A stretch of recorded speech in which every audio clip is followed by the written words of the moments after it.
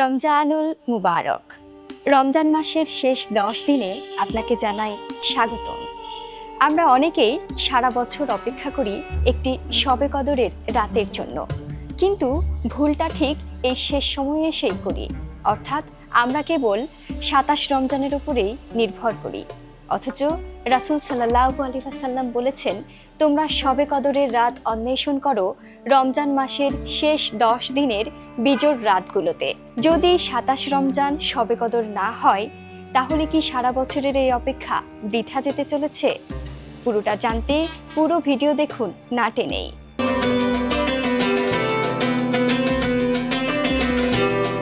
শবে কদর কেন গোপন রাখা হয়েছিল?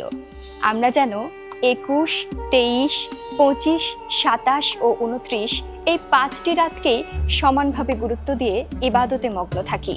শুধুমাত্র একটি রাত ইবাদত না করে 5টি রাতেই যেন ইবাদত করি, এজন্যই মূলত শবে কদর গোপন রাখা হয়েছে।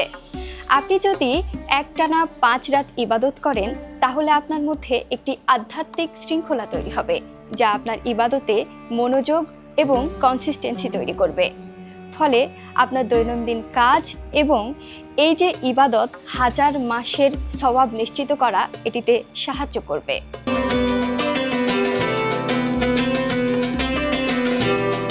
যেহেতু এই রাতে পবিত্র কোরআন নাজিল হয়েছে, তাই অবশ্যই কোরআন তিলাওয়াত করুন।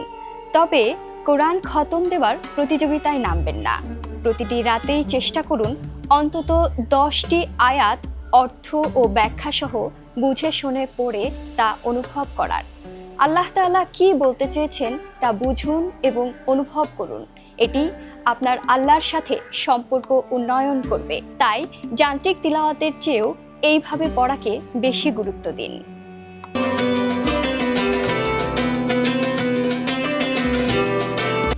মনে আছে শবে কদরের রাতের সেই বিশেষ দোয়াটি, আল্লাহুম্মা ইন্নাকা আফুন তুহিব্বুল আফওয়া ফাফু আন্নি।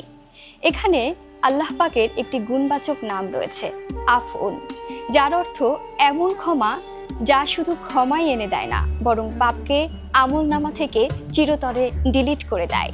তাই প্রতি 10 মিনিট পর পর এই দোয়াটি পাঠ করুন এবং আল্লাহ পাকের কাছে আন্তরিকভাবে ক্ষমা প্রার্থনা করুন।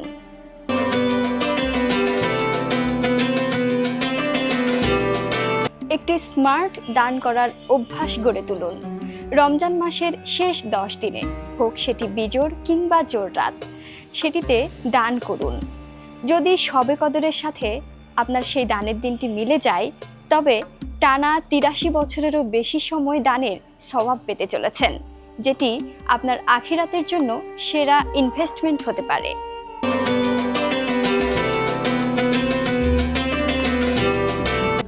সব শেষ এবং সবচেয়ে গুরুত্বপূর্ণ হলো বর্জন করা। মনে রাখবেন, ইবাদত করার চেয়ে ইবাদত রক্ষা করা বেশি কঠিন। তাই এই শেষের 10 দিন যতটা সম্ভব সোশ্যাল মিডিয়া থেকে দূরে থাকুন। নিজেকে দূরে রাখুন গীবত বা পরনিন্দা থেকেও। মনে রাখবেন, সারা রাত নামাজ পড়ে পরের দিন সকালে পরচর্চায় লিপ্ত হয়ে গেলে আপনার ইবাদতের নূর নষ্ট হয়ে যায়।